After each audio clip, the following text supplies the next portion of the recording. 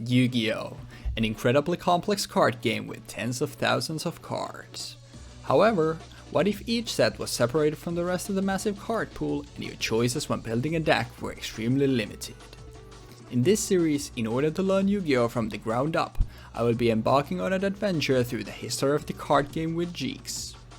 In each episode, we will have access to all the cards in a select product, and using only the cards in that product, both of us will build a deck before playing a best of 3 match to determine the winner of the episode.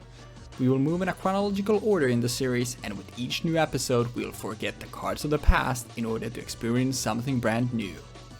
We hope you enjoyed this adventure through Yu-Gi-Oh! And its evolution with us. Welcome to the historic Yu-Gi-Oh! Learning journey. Duelist Saga was first of the Duel box sets introduced to a TCG and was released in late March of 2017. It had reprints for a lot of fan favorite archetypes, but additionally introduced new support for a few, including but not limited to Sharks, Heroes, Sacred Beasts, and Dark Lords. Guys and girls, so welcome back to the historic sorry about that, Yu-Gi-Oh! Learning journey, and we are back with Duelist Saga this time around. I want to say this the first of these Duelist extra products that we're doing, but I might be mistaken on that. But it was something that we were contemplating initially, but decided to do it, and I'm pretty happy that we ended up doing this, because I feel like stuff like these, and also the sets like the Legendary Duelists and Banlist Legend, those are probably some of my favorite sets to build for, looking at it, because they usually end up having a bunch of stuff that you can actually build, which is really fun. But for today we have brought Sacred Beasts, and before you call me out, oh, you're throwing, so you don't have to play the God of Ancient Gear strategy next week. First of all, yes, no, not really, but genuinely Sacred Beast and RDA stuff were the two things that I was most interested in this set, because there's hero stuff there. Jeexx probably gonna be on the hero stuff once again, so I decided to go for this stuff myself. And then whereas RDA is obviously a synchro strategy I played in the past, and I will definitely play in the future. I don't think there is another case where things align the way they did for this set where I would even consider playing Sacred Beasts, as you'll hear when we talk about the stuff like the generic spell support, the hand traps we have access to, especially the back row, stuff aligning for Sacred Beast to actually be not competent but a playable archetype for our series. So that's why I ultimately decided that I would give it a shot here, and it's something that I'm interested in seeing how it works. But with that lengthy intro out of the way, let's go over each card and see what we are dealing with. And there's a lot of stuff here that we already know already. But starting us off with our Sacred Beast, you can see that the only copy of Uriah we have is in the side. The issue with Uriah is, whereas the other two are just big 4K beaters, Uriah needs you to have continuous ships, and unfortunately for a lot of stuff, there was Imperial Decree in this, but we kind of decided to handshake on just not running it because it's not really interesting. So we decided to over that, and apart from that, the only thing that I could think of running would be Royal Decree. And like I said, we really want to have the trap package for this episode for ourselves, and we want that to be up and running. So that's why Uriah is in the side deck if we decide to go for it. Kind of the same thing with Raviel. Raviel is fine because it's a big dumb beater. The summon condition is not feasible, but basically always we're not summoning these with their own summoning conditions anyway, so that's fine. But the issue there is you summon your opponent normal summons a monster, you get a Phantasm token, but it cannot declare an attack. So basically you're just getting some extra bodies, which you can use to summon stuff like Dark Summoning Beast afterwards.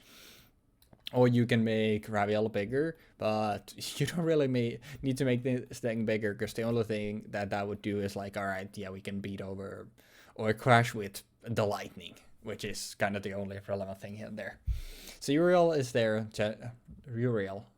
Why am I talking about Uriel? It's Uriel and Raviel. Raviel is there for that, but mostly when we're going just into our first Sacred Beast, it's basically always going to be Hamon. Hamon basically, it gives us continuous spells. We are not summoning him that way. We're summoning everything with Dark Summoning Beast. And what Hamon does is, Hamon, if it's in defense position is the only target that your opponent can attack on the board, so it protects your other monsters that way if you have them, to maybe summon out more stuff, as we'll see with Dark Summoning Beast. Or when you destroy a monster by battle and send it to the graveyard, you deal 1000 burn damage. So it's just a little bit of extra. Nothing crazy obviously there, but it's the best out of the stuff that we got. So that's what it's there for. And why the protection is somewhat relevant is because of the way that we are putting these usually on the board, which is Dark Summoning Beast, a level 5 monster. So it needs to be tribute summoned, and that's why after we establish our first one, like being able to get further ones on board, like having something like Command to protect our tribute fodder at that point is actually pretty nice.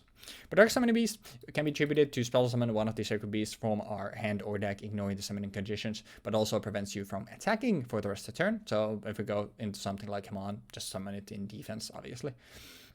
And then it can be banished from your graveyard to add one of the sacred beasts from your deck to your hand. Obviously, it doesn't really matter for Dark Summoning Beast because you can summon them from the deck, but it could matter for thinning out your deck. But for the most part, we actually want to have that stuff rather be in the rather Dark Summoning Beast be in the grave instead of like banishing it, because then we can get it back with stuff like Monster Reborn or even something like Soul Charge to then use the tribute effect again.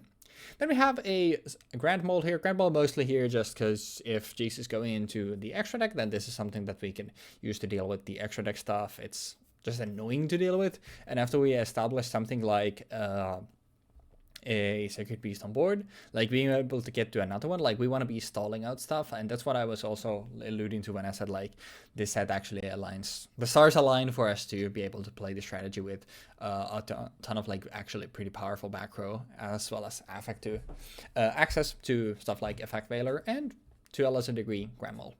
Belfader is here as well to protect our life points. Obviously, like we don't have a lot of monsters we want to be summoning. A lot of times our board is going to be empty, so we can stop the direct attacks this way, and then obviously after that we will have a tribute fodder for Dark Summoning Beast in the Battle Fader, which is really nice.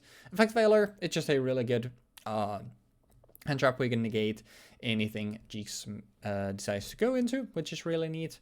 And in a pinch, like we can obviously still set this or even use it as a tuner with Dark Summoning Beast to go into a Brionac if need be, but I'm probably not gonna come up that much. And then for the spells, we have Fallen Paradise at 3 copies and 2 Terraform. We have a third one in the side as well if I feel like maxing out on it, but I feel like there is enough consistency here for now to justify this ratio. What Fallen Paradise does, it's a field spell that prevents your Sacred Beast from being targeted or destroyed by your opponent's card effects. And then once per turn, if you control one of them or the fusion, you can Pot of Greed. So draw 2 cards. Really good. It's basically just protection, and your opponent needs to jump to hoops. They first need to remove Fallen Paradise and then the Beast, which is really good. But also just obviously, as I've established before, like it takes us a lot to get to one of them. So after we get to one of them, like being able to draw 2 every turn is really nice because we have a lot of competent back row we can draw into. We can draw into stuff like Pogs in this set, obviously, and get more stuff that way. Even draw something like Effect Veil or Battle Fader to protect us or stop Jeexx from doing stuff. Obviously, really neat. Pot of Duality here, mostly to give us access to Pot of Greed, obviously, because we actually do want to be special summoning with obvious stuff like Dark Summoning Beast, but on our first turn, like being able to just find the stuff that we need to, obviously Pot of Duality is really nice for stuff like that. We've obviously seen it multiple times, I don't need to explain it at this point anymore. Soul Shards, same thing here, like I said, like we want to be getting 1 Dark Summoning Beast on the board, and then afterwards, like, using it again without having to jump to the hoops of Tribute Summoning it. So stuff like Soul Charge and Monster Reborn is really neat for that, like being able to Soul Charge multiple of these is actually really nice. Obviously, you can only summon with 1 of them per turn, but if you're summoning something like Come On, then they need to deal with something like Come On to be able to attack into Dark Summoning Beast, or need to deal with it with card effects, which is not too bad. Monster Kit is here to give us access to Monster Reborn, probably sliding out of this for games 2 and 3. It is neat because obviously it can summon out Dark Summoning Beast, but the main issue with Monster Gate is actually the milling part. Like, apart from Summoning Beast, we don't really want our stuff to end up in the grave because we have so many like powerful spells, powerful traps that we really would like to not see go into the graveyard. So Monster Gate for that is a little too inconsistent to really run. It can still like come up in game 1 to summon Dark Summoning Beast, but probably setting this out for the following games. Monster Reborn once again here to summon out Dark Summoning Beast, or if we don't have a Dark Summoning Beast in the grave and we have it in our hand, like maybe we can Monster Reborn something from Jeexx's grave to be able to tribute summon over Summoning Beast. And then for our traps, we have 3 Mirror Force, 3 Solemn Warning, and 2 Judgment. I was going back and forth with Solemn Warning and Solemn Judgment so many times because of something like Soul Charge, because obviously early on, like, Judgment is a lot more costly, but then later on, like, if we're under 2k, obviously Warning turns off, and likelihood of that happening is obviously higher when Soul Charge is in the format, but I end up going with this. These are just here to protect us, basically, from any sort of stuff Jeexx wants to go into.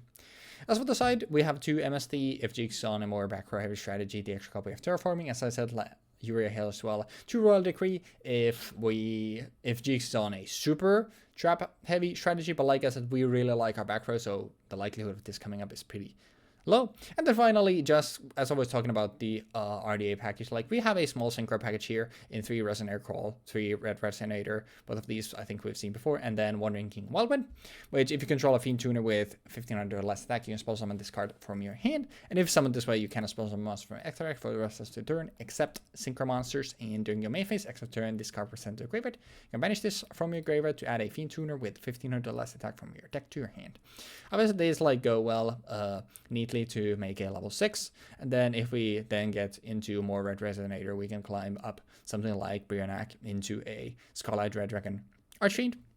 But like those are the main 2 things. We've obviously seen both of these things multiple times, like Brionac being able to pinpoint, bounce stuff, or if we're discarding stuff, Scarlet being able to just nuke the field.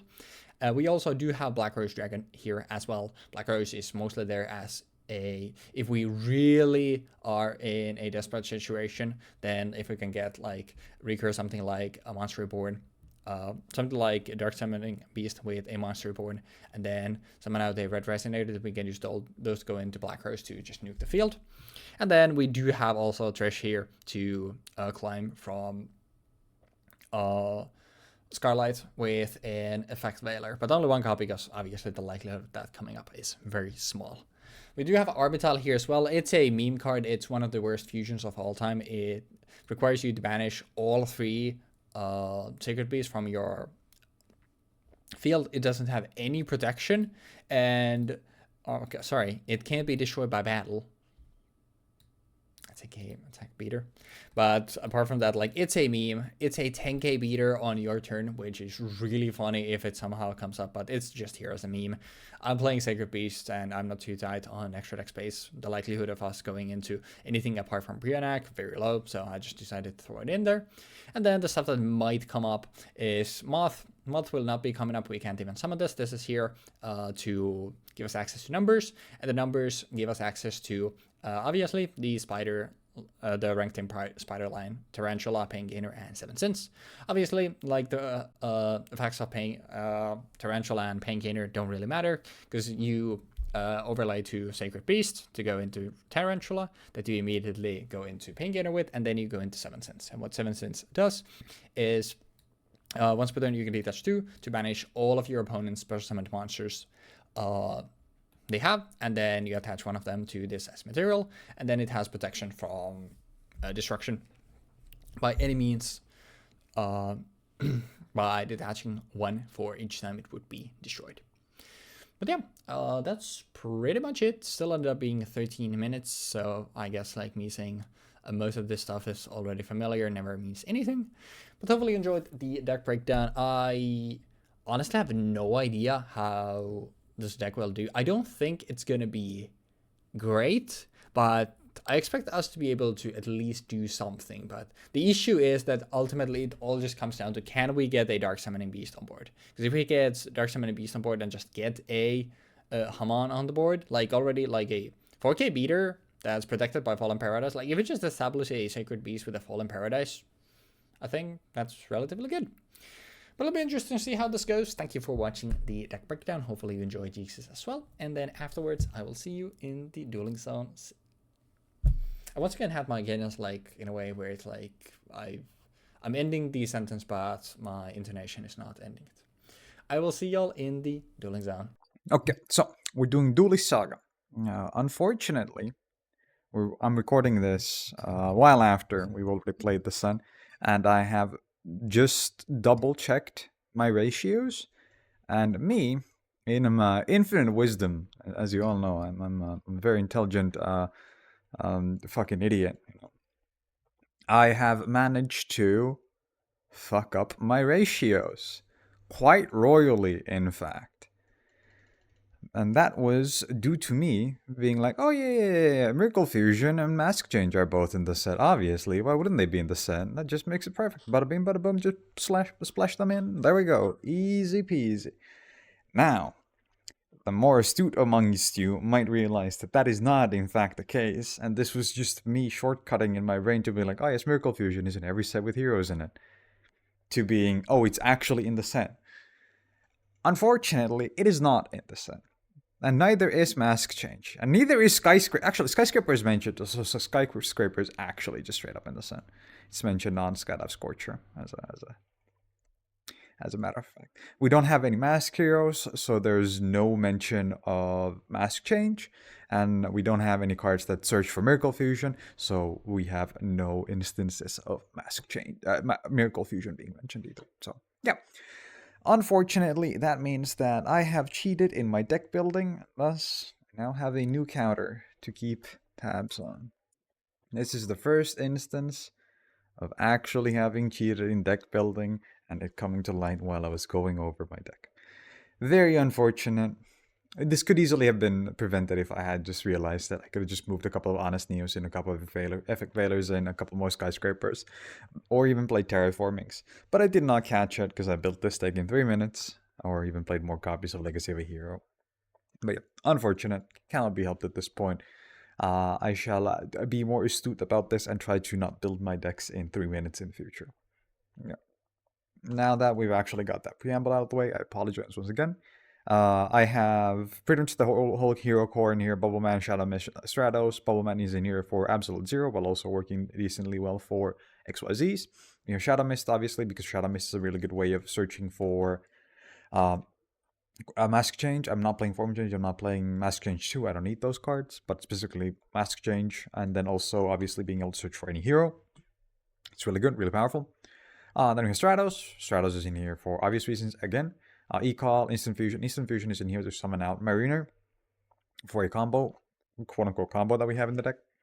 Pot of Greed, Mask Change, Miracle Fusion, Solemn Judgment. Now here we have Skydive Scorcher, which requires me to target one elemental hero fusion monster I control and destroy as many monsters my opponent controls with attack higher than that monster's, and then inflict damage to your opponent equal to the highest original attack among those destroyed monsters.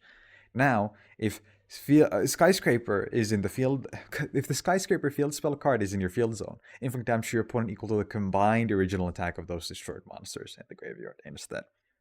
It's pretty good.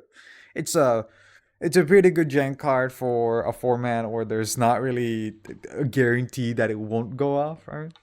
I think it's a fun little card. Originally, I was running 3 of them in the deck as well, as you can see from the side deck, and I was running 3 copies.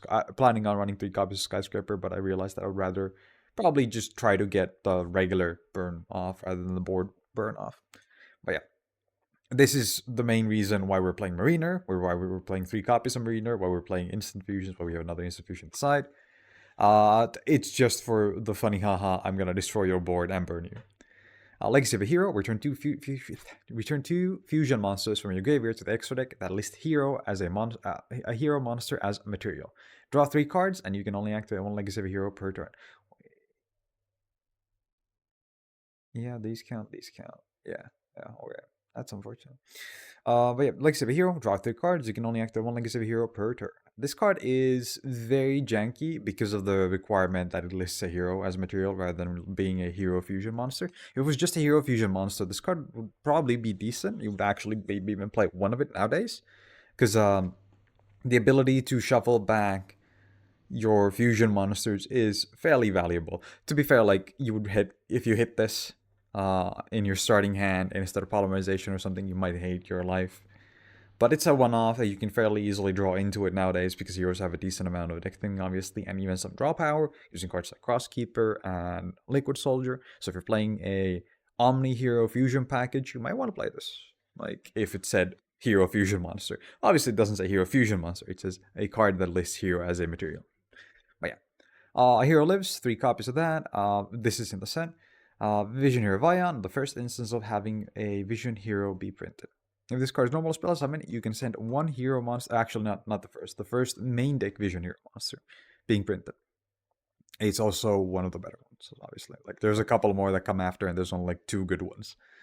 So yeah, if this card is normal spell summon, you can send 1 hero monster from deck to the graveyard. You can only use this effect of Vision Hero Vion once per turn. Once per turn, you can banish 1 hero monster from your graveyard and a polymerization from your deck to your hand. Actually, the polymerization is in the set then, technically. Well, it's obviously in the set already, but no, never mind. I was talking about this with Weebfox earlier about printed cards. I'm sitting here like, oh, it is actually in the set, but no, it's not. It's not. Polymerization is not available in Duelist Saga itself when you buy the set. Then Future Fusion, I don't want to go over this card. You flip it. You then show on the next standby phase, you show a fusion monster, and then you send materials to the graveyard. And then in the second standby phase after that, you summon a card with the same name from your extra deck.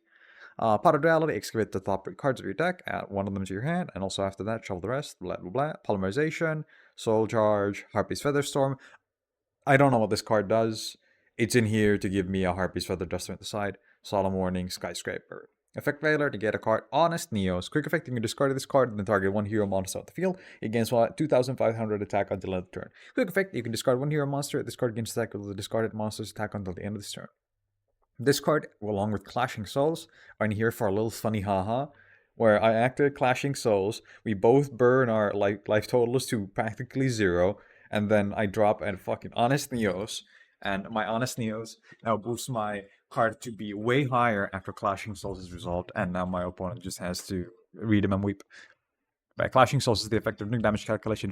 If your attack position monster battles an opponent's attack position monster with higher attack, the controller of the battling monster with lower attack can pay 500 life points for that monster to gain 500 during damage calculation only. Then keep repeating this until a player chooses not to pay life points. Neither player takes any battle damage from that battle. Also, after damage calculation, if any player's monster would be destroyed by that battle, send all cards that player controls to the graveyard instead.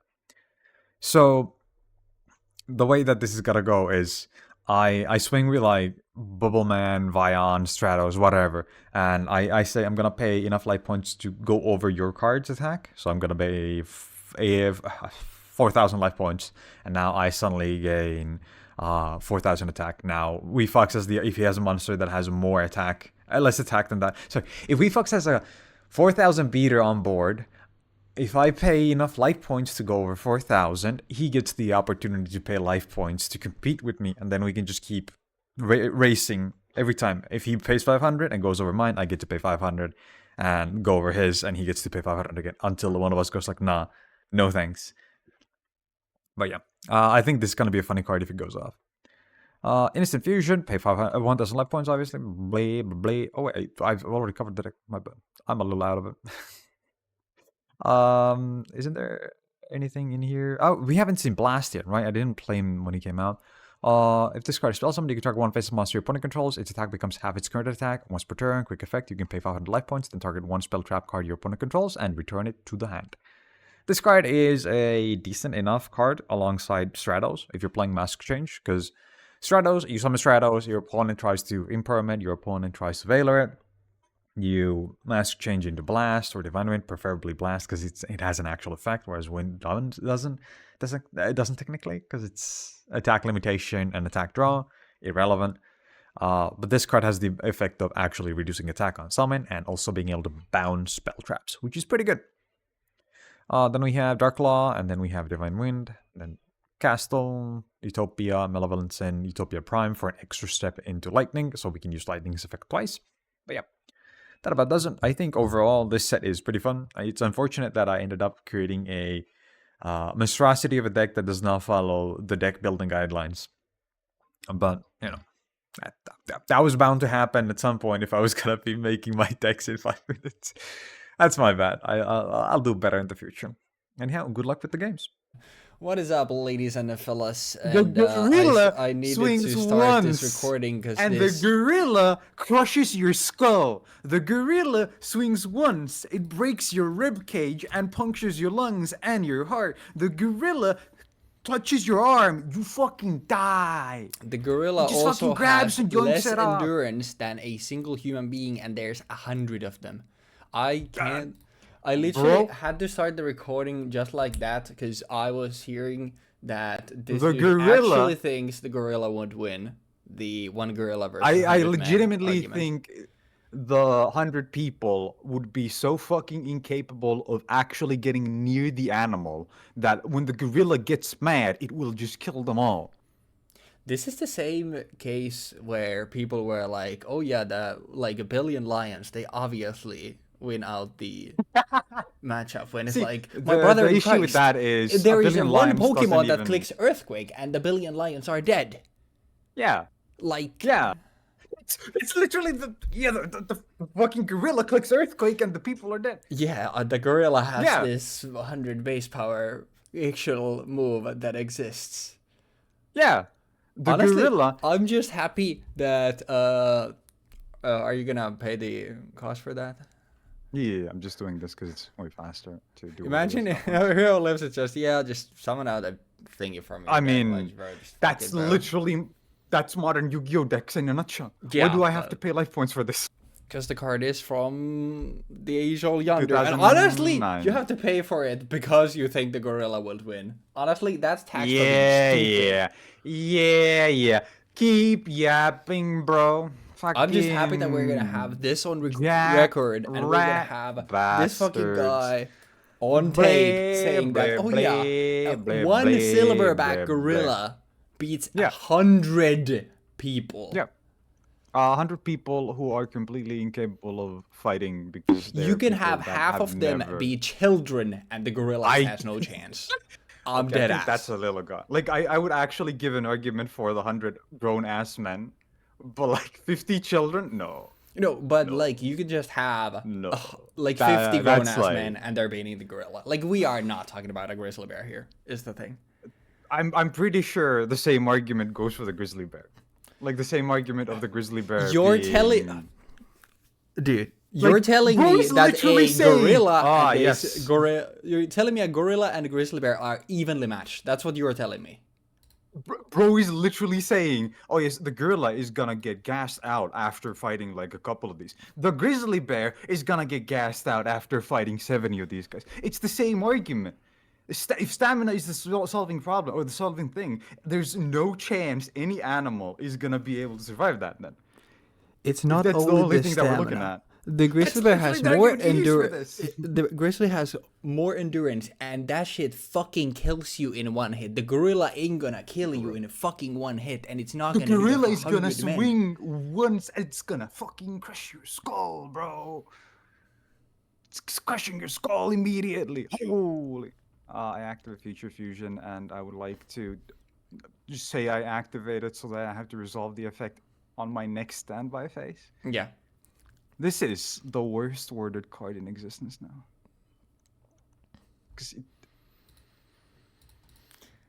Alrighty. Well, this sure is a hand.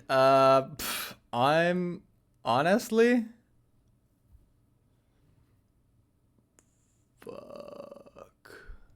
Bro's funding a bit.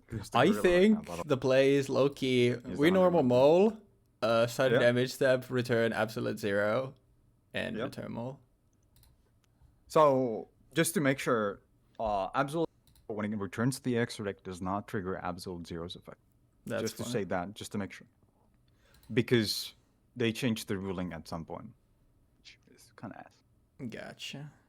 Because it used to be that whenever a card left the board, if it had the effect of if it leaves the board, it would then immediately resolve the leaving the board effect regardless of where it went to. If it was banished face down, it didn't resolve it, but if it was returned to the extra deck or graveyard, not graveyard, to the deck, it would still resolve.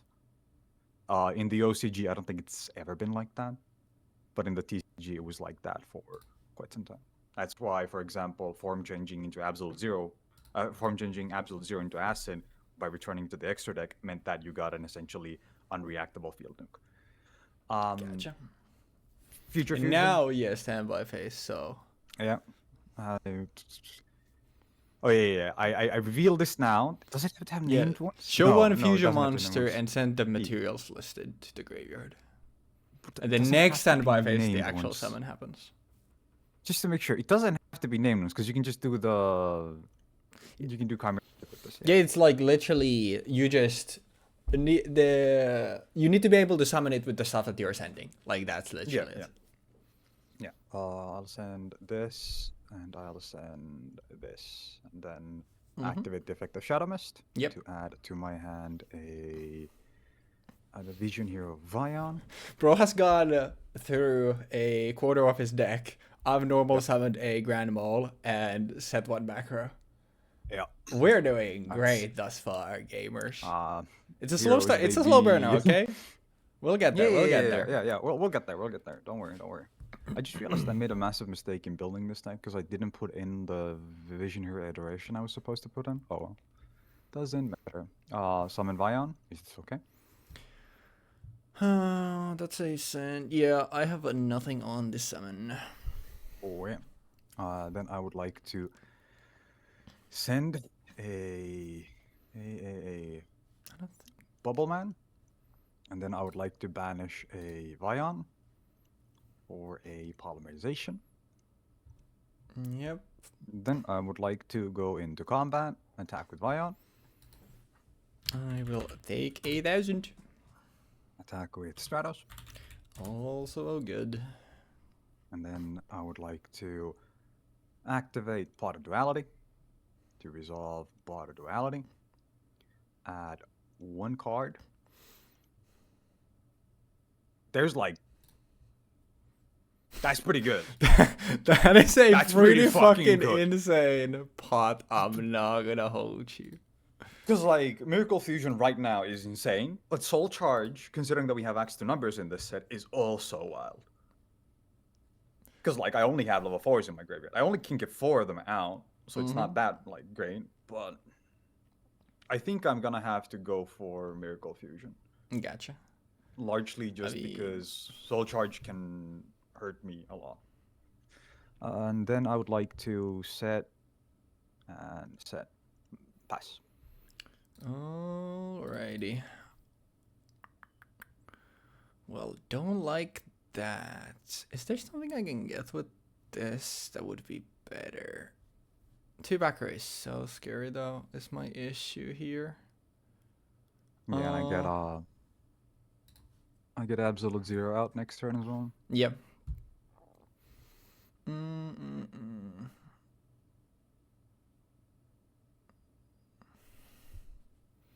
Absolute Zero said it destroys all your opponent's monsters, right? Not cards. Yes. Okay. Not cards, just monsters. The field nuke is specifically you take Absolute Zero and go into Acid with it, because Acid says you destroy all the spell traps. Yeah, on the summon. Yeah. That's why. Got it. And because you can also dictate which one of them can be negated and which cannot. Yeah. Oh yeah, also pot probably doesn't need to be there anymore. Oh yeah. For some reason I expected it to just go to the graveyard after I placed Banish 3. Yeah, that's all good. I think 2-back courage is so... I think it's still gotta beat this, because, like, I'm so low on life. So, we'll activate Fallen, or attempt to activate Fallen Paradise here. This is why I ask specifically, does it destroy? Is the activation okay?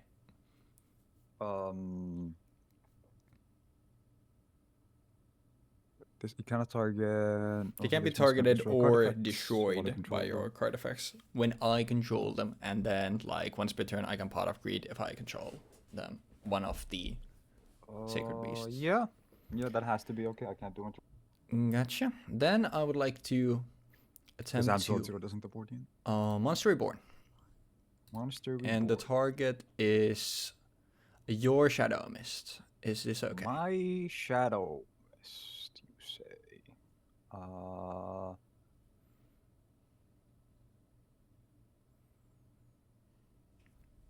Hmm.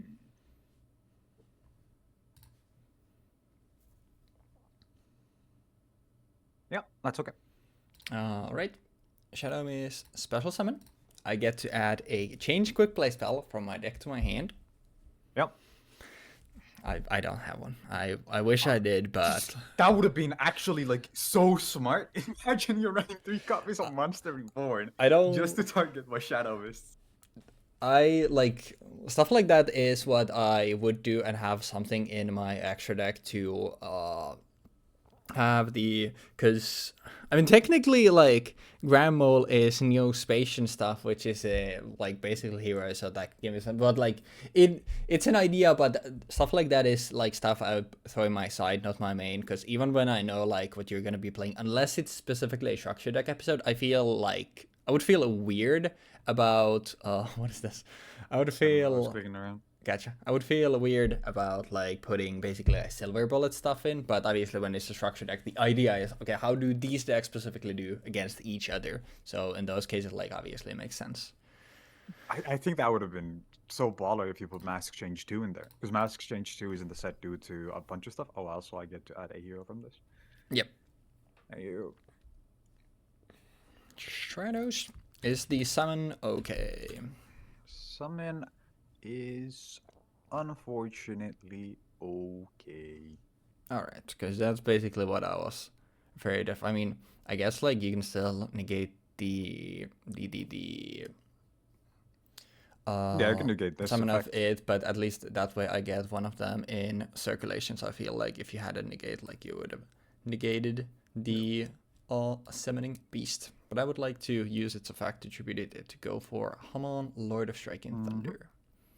What did this have again? It does burn damage. Oh yeah, that's fine. And then like if it's in defense position, then you can only attack that. Actually, you know what? I will summon it in defense. Might as well. Then I will declare the effect of Fallen Paradise to draw 2. Is that okay? To draw 2 cards. Yeah, go for it. I will draw 2. And then I think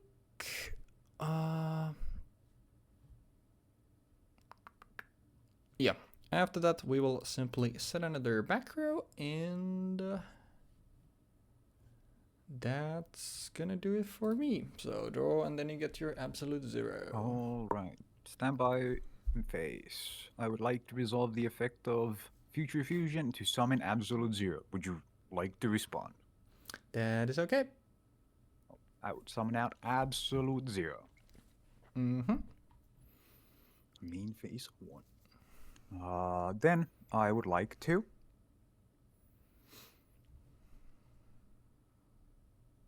normal summon Elemental Hero Stratos. Would you like to respond? I think... yeah, I think I will warning this one. Okay. Then Stratos goes to the graveyard. Then I would like to activate Mask Change, targeting Absolute 0.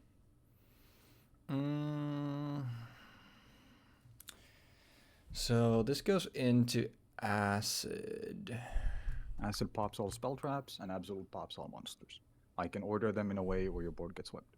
Yeah, I mean, the destruction is annoying because, like, obviously at that point, Fallen Paradise will be gone. So I will have to use this here for 16, right? Yeah. That is okay. Then I would like to overlay my... Actually, before I overlay, I would like to banish from my graveyard a Stratos to add to my hand a Polymerization. So overlay. Let's see. And because I can go into something else, the question is, do I wanna? Because obviously, Utopia Lightning's in the set, right? Yep. But Lightning is the easy answer. Yeah, like I can do some other stuff here too, which I think is more interesting overall. Did Summoning Beast have an effect when something gets popped? It doesn't. The grave effect is that it can be banished to add one of the sacred beasts from my deck to my hand. Okay. And Fallen Paradise, I can target Fallen Paradise just to check. Yeah, Fallen Paradise is not immune in any way. It just protects my stuff. Then overlay into Castle, detach Absolute 2. Zero. When you do that, I would like to affect Veiler. Oh, you're Veiling. Okay. Yeah. That is unfortunate. Then This also saves me from Utopia, but Utopia unfortunately is just for the turn. But you know I have them all, so I can like still that way get a turn, regardless. Yeah. So. Then I would like to use. I haven't used Shadow Mist this turn, just to check. No, I used the last turn. So yeah, Shadow Mist was on my turn because it was when I attributed it. Yeah. And Shadows was like to activate this turn, so. Polymerization to fuse off my Absolute Zero and my Shadow Mist to summon out an Absolute Zero. And its effect pops, it doesn't do anything. Activating Shadow Mist effect to search for a hero from my deck. I would like to add to my hand an Elemental Hero Shadows. And I would like to activate Polymerization to fuse off my Elemental Hero Shadows and my Absolute Zero to summon out. I do not have Adoration in here still. I forgot. That is annoying. Then.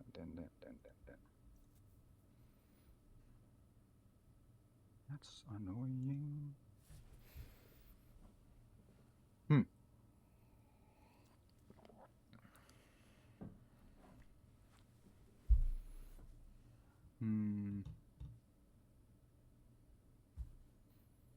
So what is this? If this was Solemn, you would have used that already. Also, does this leave the BF? Alright. Declare Fallen Paradise, draw 2.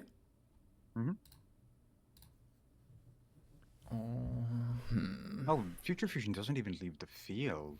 Yeah, it stays there, and then if it gets popped, then the thingy gets popped. That's really odd because this card like errated in the 2010s, and every single card that has this effect usually leaves the board when the card leaves the board, rather than when the card is destroyed. That's weird. They wanted it to be different, I guess. Would make sense, yeah. We'll put this to attack, and we will pot. Okay. Damn. Another bad. I think Veiler is the safer play, I think, in every time. But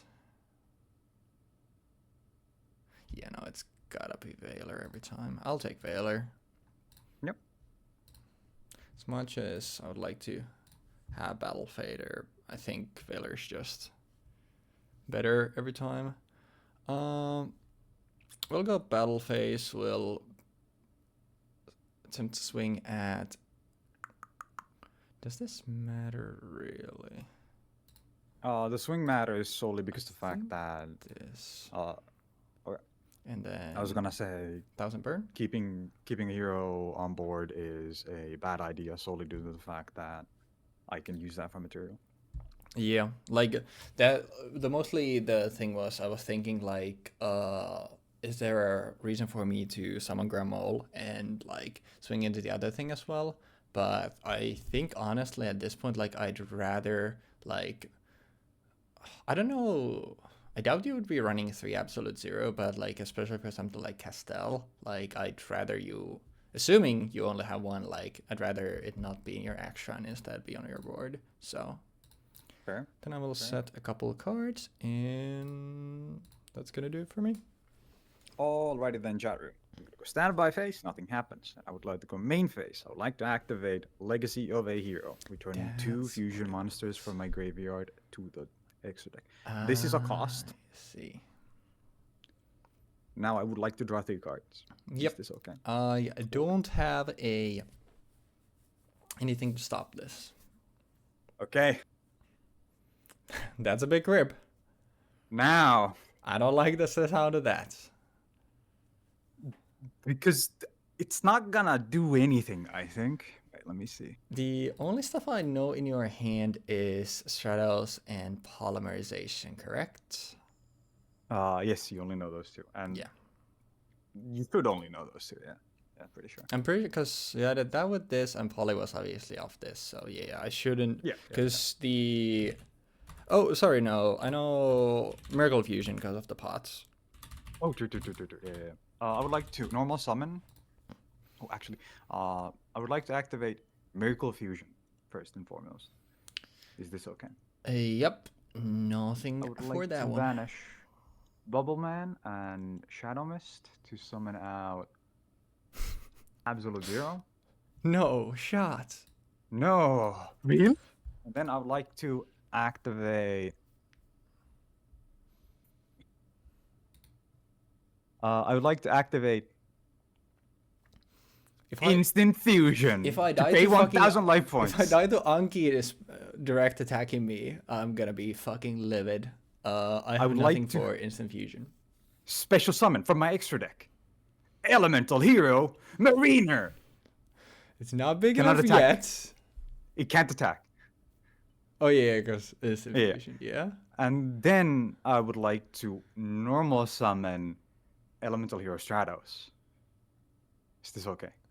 I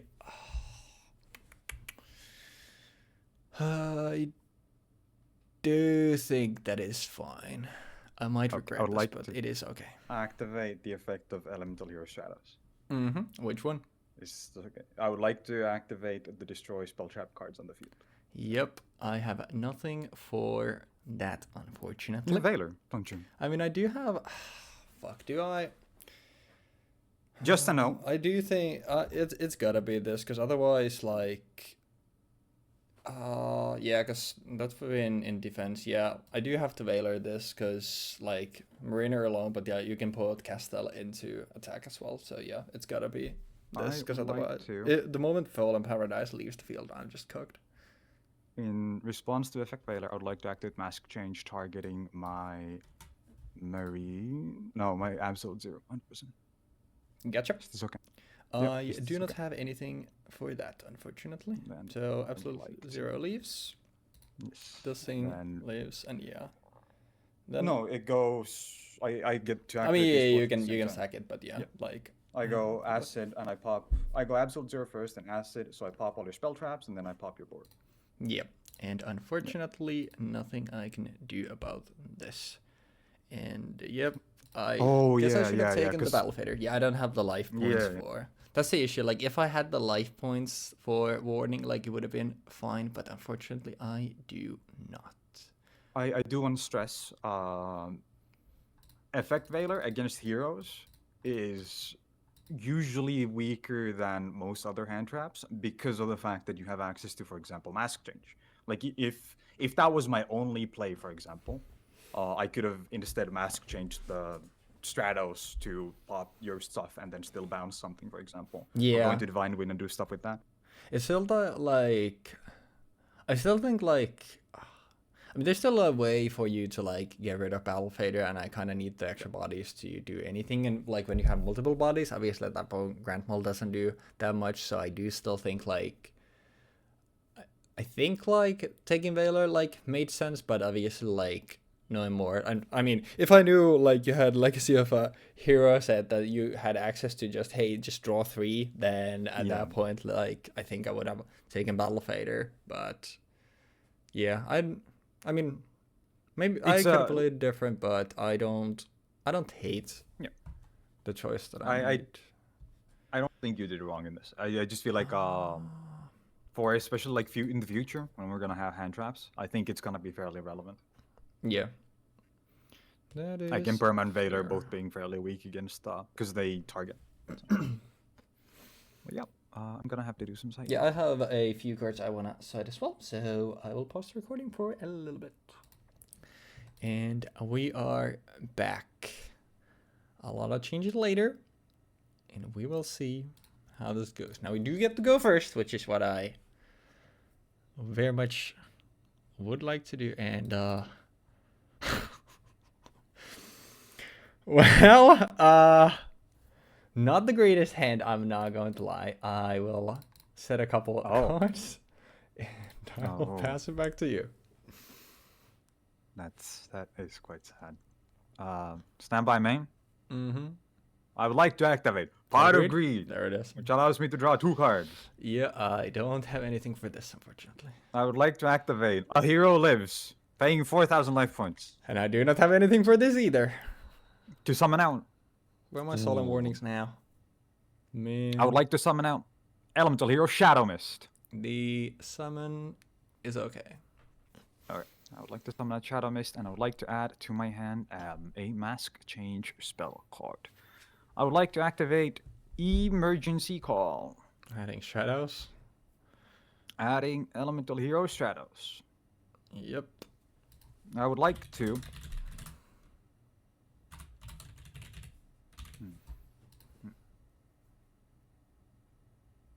This is a hard one, actually. Because there's a thing here that I can do that I think is really interesting.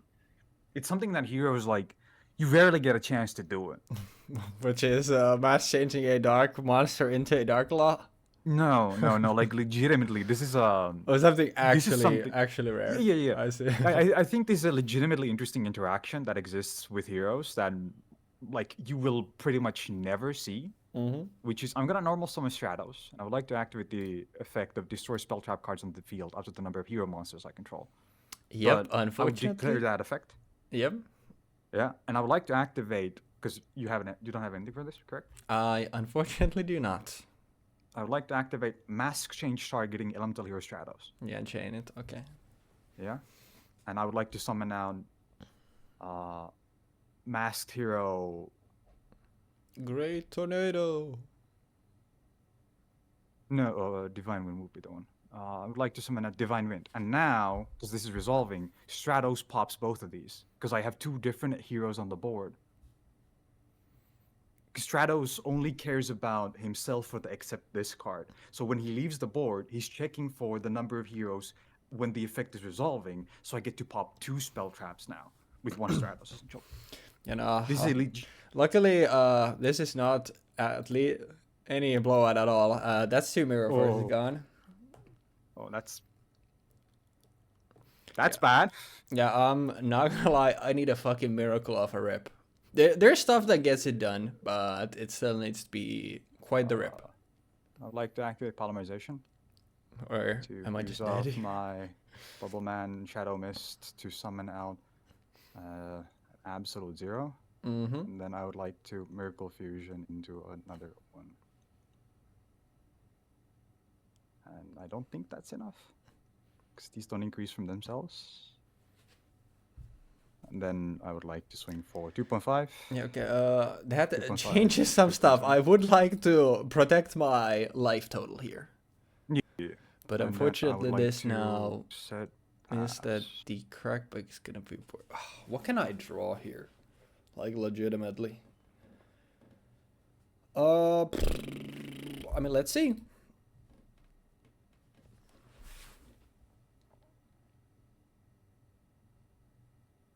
I don't think there was a world where I can actually kill you here, even if you don't have Fader.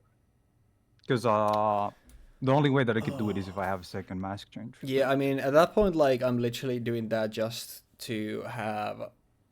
So I have life points to potentially do stuff with Solemns, but unfortunately...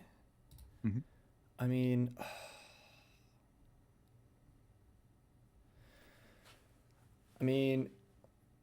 You use the max change that I know you have. If you have a second one to be able to go into... Actually, no, wait. It's 20... Acid is 2,800, right? 23, but it reduces your... 26. It reduces your monsters by 300. Oh, yeah, the reduce doesn't matter. I'm basically just wondering, like, if you have a way to go into that, and then obviously that boosts absolute 0 to 3k. Am I dead? And it is exactly 8k, I think. So I hate that I need to do this, but I deadass think that this is the only way for me to live. I would like to Normal summon Red Resonator to special summon Yeah. Red Resonator to then target my other Red Resonator too, because it is oh, one face-up monster. It doesn't need to be mine. It doesn't need to be mine. Never mind. Actually. Okay, we're living a turn, but I'm basically doing this shit for nothing. Fair. I don't have let's just say that I did not take into consideration that I would maybe need some rank 2s, or, I mean, Synchro 3s, I don't think there's anything that really does anything here. Tatsunoko, but that doesn't do anything. Yeah. I would like to go into battle. Yep. And I would like to attack into Red Resonator. Yep. You get your draw, and I take 21. Correct. I would like to draw 1 card. Then I would like to attack into the Battle Fader, which gets banished. And then I would like to attack into the Red Resonator. Okay, at least there was no mass change, so we do live a turn. Then, let me see, let me think. Is there anything I want to do in this position? The issue main phase 2. Yeah.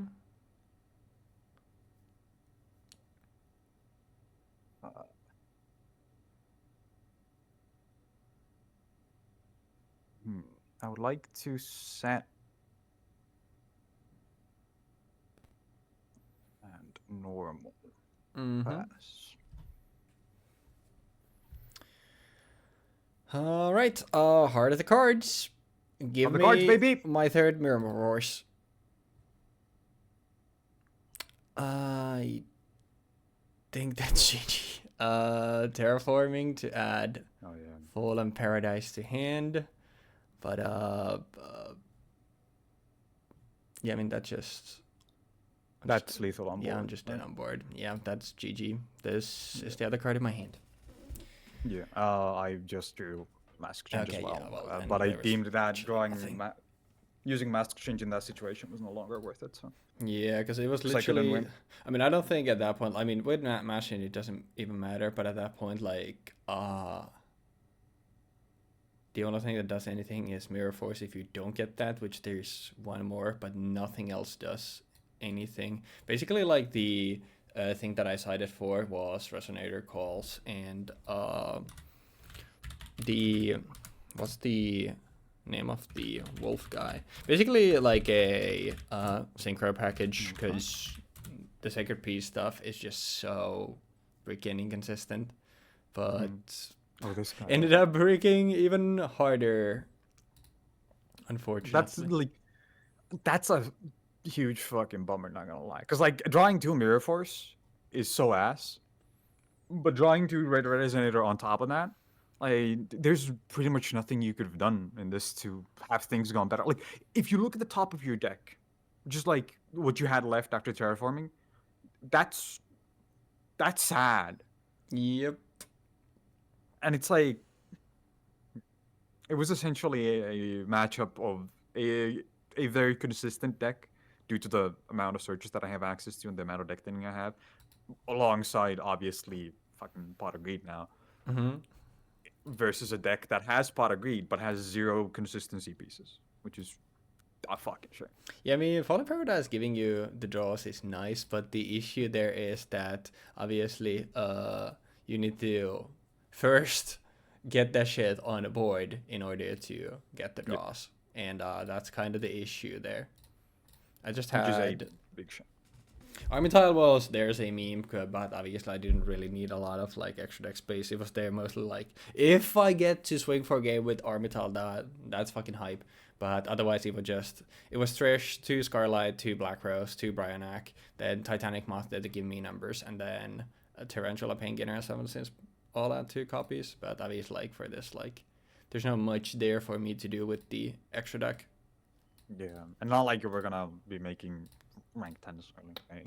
Yeah, like, it's literally like it's literally there. I mean, I did have a way to get, like, in the first game, I did have a way to get a second, like, Sacred Beast on board, but, like, even then, like, I think unless it like you're somehow, like, winning with that shit, I'd rather have Uriel and Hamon both on board than just have 7 cents.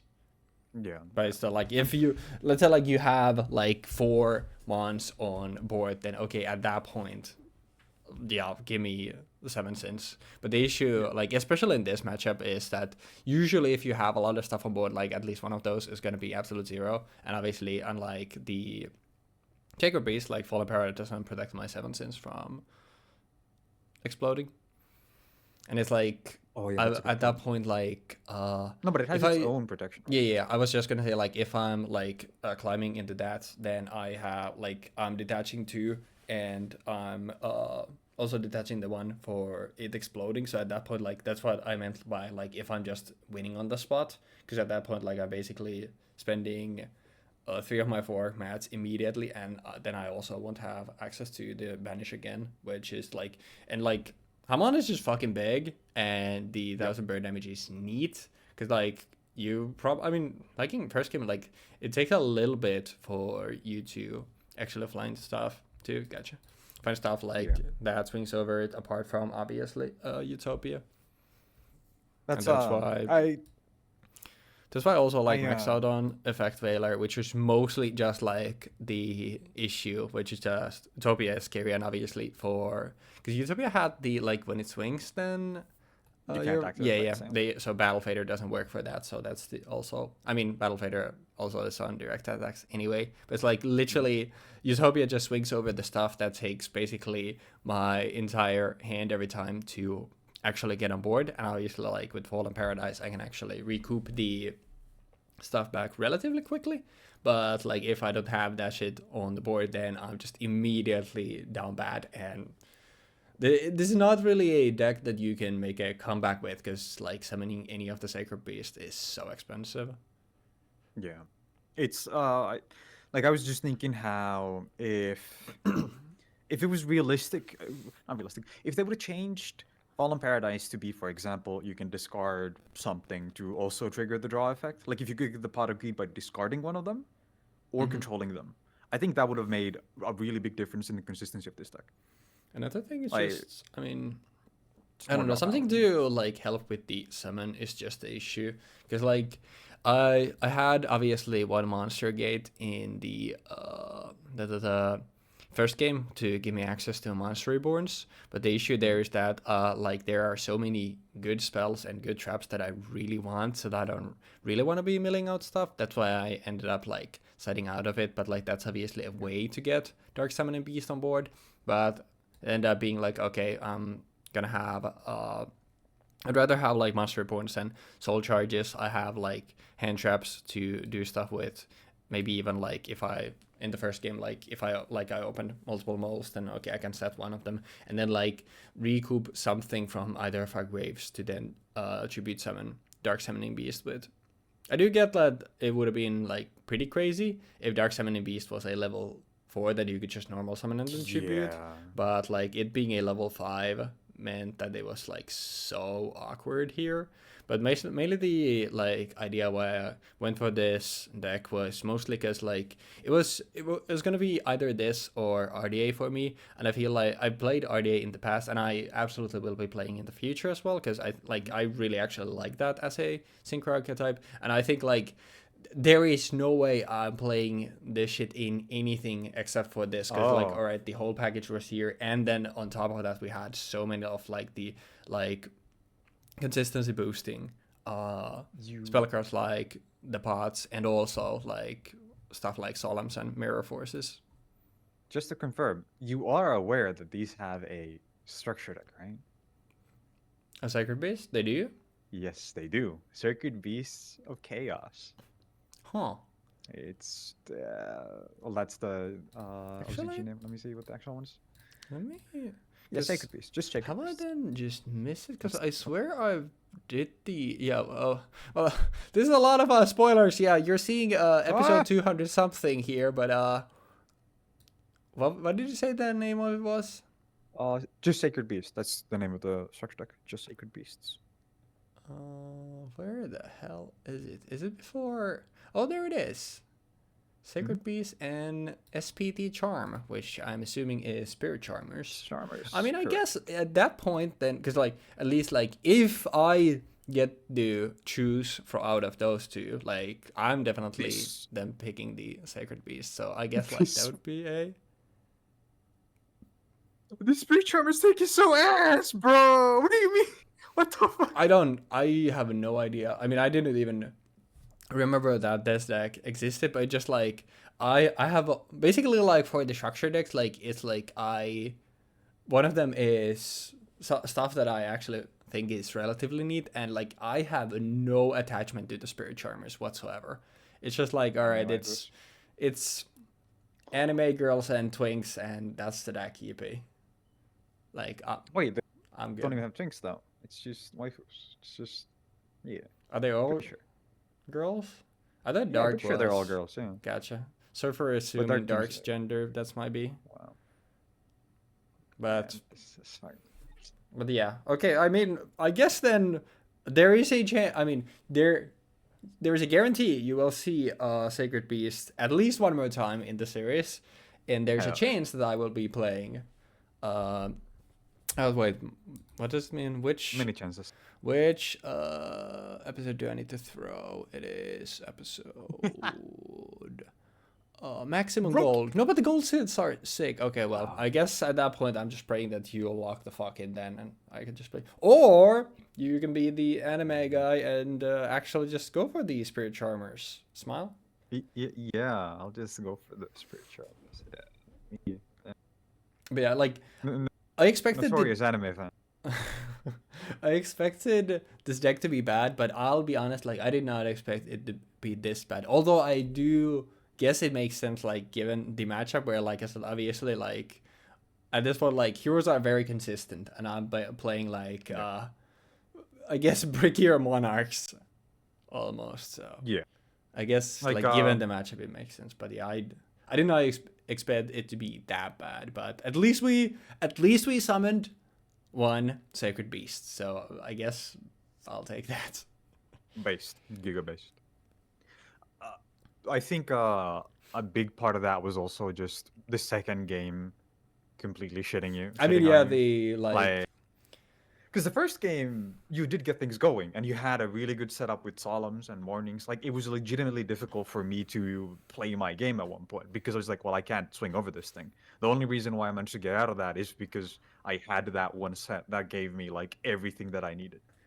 Yeah. So yeah, it's basically like that's the thing where it's like if you get going, then like it's actually like that's ultimately why I played it here, because it's like if you get going, then it's like okay, you're spending a lot to get your big dumb idiot on the board, but the big dumb idiot is huge and it's like genuinely hard to remove because you need the spell trap removal, then you need something to get rid of it, and on top of that it's like all right, every turn it's there, I'm getting 2 additional cards, and in a set like this where it's like all right, there are mirror forces you need to be wary of, there are solemns, there's effect veilers, there's stuff like that, there was a lot just here that was like okay, if I'm gonna have this strategy be somewhat consistent, then it's gonna be here, which is ultimately why I decided to go for it. And like I said, like I played RDA in the past and I'll definitely play it in the future, so usually when it's like if I'm deciding between 2 things and one of them is a lot more frequent, then I'd rather go for the other one,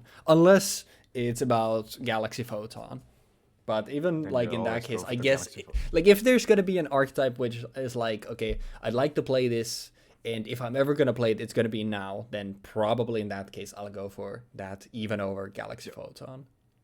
There's been a couple of like that where I felt like, oh, I have to play this now because this never comes back after this, or this just like there's no decks in the future or no sets in the future where this is playable.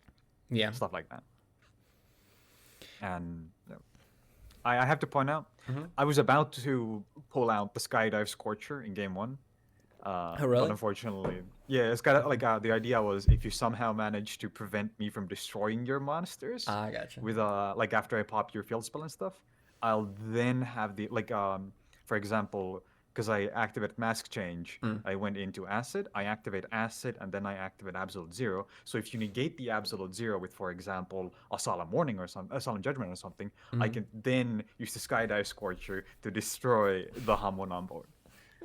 That was the plan. Gotcha. With targeting Mariner.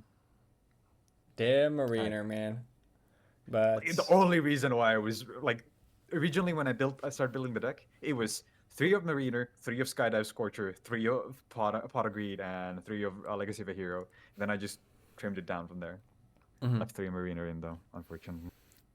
But yeah, I don't really have anything else to say regarding this set, but I just think the duelist sets are cool, which is like I think it's a nice mix usually of like interesting and stuff to do, which is why like I think like those are one of the like cooler, obviously like not a core set, sort of sets that we're doing.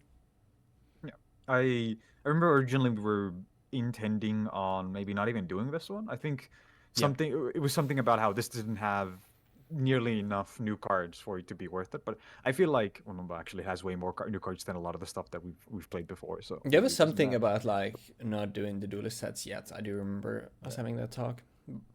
But I think overall doing these is gonna be a good change of pace because it's gonna have a lot of like more interesting decks. I would argue than like we're gonna play Invo Fair to Plan, fellas. We're gonna play Zark next week. Actually, we're playing Structure decks next week. Yeah, I was gonna next get to that. Next week is going to be Dino Smasher Fury versus Machine Reactor, which is either. Glad you allow me to play Dino Smasher Fury. No, I will be. You're such a good guy, man. Smasher Fury. You're such a good, so magnanimous. I genuinely like Ancient Gear is actually like one of my favorite archetypes, but the issue there is like if the deck just had an extra deck, like it would still be obviously way worse. But I'm pretty sure is it like Chaos Giant and Howitzer out at this point, or am I tripping? I'm pretty sure they came out in Invasion of Vengeance or Raging Tempest. Yeah, and if they didn't, they're out next core set. Yeah. Because let me actually check that. But yeah, like deadass, like if those were out, I think I would play that because I enjoy the Ancient Gear. Like, it's just another one of those like it's a simple fucking summon a big fucking dumbass beater and then just hit for a billion damage, which I play Galaxy Photon. I enjoy the play style, but like the deck doesn't have an extra deck. It's literally like, okay, what's your strongest play? You're summoning Reactor Dragon. Fucking yippee-ki-yay. That's awesome, man. It's just like the original structure deck. Except the strongest play actually was summoning Chimera because it was cheaper. Man. Chimera, pretty sure Chimera also had the effect of your opponent can't activate spells or traps in the damage step by default, whereas Dragon needed it to be a part of the gadget thing. Yeah. But yeah, it was in Raging Tempest is when the Ancient Gear stuff came out. But obviously, like, you saw, it's time like there I had the like super specific deck that I really wanted to play. Otherwise I would have probably just gone for Ancient Gears. But it's still something that like I definitely want to play in the future. But like unfortunately for the structure deck episode, I just don't think there's anything interesting in that. And although like obviously the issue with Dino Smasher Fury is like Rescue Rabbit, it doesn't the Dino Rabbit stuff in that deck doesn't do anything because like neither of the decks have an extra deck. So it's just like, okay, well you can get 2 bodies to push for damage on that turn. But like I mean you can pop them as well. Yeah. Stuff, so. If you have stuff to pop them with, but obviously at that point you're still like using your normal on the rabbit, so how much are you getting out of that? But like the thing still just there is that Superconductor is better than the entirety of the Ancient Gear deck. So Superconductor. Ultimate. I always mix those up. Yeah, Superconductor is the card that I traded for my neighbor, and then I was so happy about the trade because I had won it. Yeah. Obviously, I've always liked dinosaur, but especially as a kid, I was obsessed with dinosaurs. So I like dinosaur stuff. So I was just like, yo, wait, 3,300 attack points with no downside on this dinosaur card. I need this, and I traded him like it was like 8 or 9 cards for that one, and I was so happy because I tried to convince it for such a long time. Next morning, I wake up. the neighbor's mom is at our door with the kid there, and the kid is crying, and they're claiming that I scammed the card out of him, and I'm like, brother, what the fuck do you mean? And then my mom is like, oh, you need to give the card back. And the worst part, the 9 cards I traded for his bitch ass, I didn't get that shit back. So my ass should got have made hustled. a point about that. My ass got You should have made hustled. Yeah, but like, I mean, at that point when it's like, there's a kid, he was also a young, like, few years younger kid than me. So it's like, the young kid is dying, not dying. Honestly, I fucking wish that. I'm joking. But like, the kid is crying there. Their mom is there angry. So obviously, like, my mom's response at that point is only to like hey, we gotta give this shit back. And she's not considered like, bro, I traded like 9 cards for it. She's like, no, we just give back the card. So my ass got hustled, and frankly, hope the kid stubbed his toe. Damn. Fuck that kid, bro. Steps on MJ Lego, was bro. right. MJ was right, bro. Fuck them kids. Taking my fucking Yu-Gi-Oh cards. Fuck. I'm pissed now. I'm sorry to hear that. But yeah, you'll be happier next week when you get to play Dino Smash Fury versus that's the thing. Dude. Like, the issue with Dino Smashers here is there's no winning here. Just like, it's expected. Like, this is like top 3, like, most mismatches in terms of the structure deck quality. We've So, had like, a lot of it these just recently. expected that I'm gonna fucking snap your legs in half. So it's like, all right, that happens. Okay, where there probably nothing interesting happens. I resolve Ultimate Conductor, flip your shit down, do that a couple times, and then it's like, okay, fucking yippee-ki-yay. That's the end of it. Smile. We'll see you next week for Maximum Crisis. Or I get my shit rocked by a fucking Reactor Dragon, because somehow I never get Tyranno on board. And then it's like, well, That's now unrealistic. fuck my stupid fucking Chungus life at that point. It's like, there's no winning for me. Fucking But fungus. I don't remember where I first heard it. I heard it a couple weeks ago, and I've been fucking obsessed. It's What the like, fuck? fuck my stupid fucking Chungus life. It's so fucking funny. We have a person that sometimes helps our static do like ultimates in FF14 who was just randomly saying this shit like last year. And he was saying it so much that our raid lead got like frustrated with this stupid fucking lingo that he started learning Gen Z lingo to just annoy all of us mid raid. Hell yeah. Fucking Honestly, that's beast mode.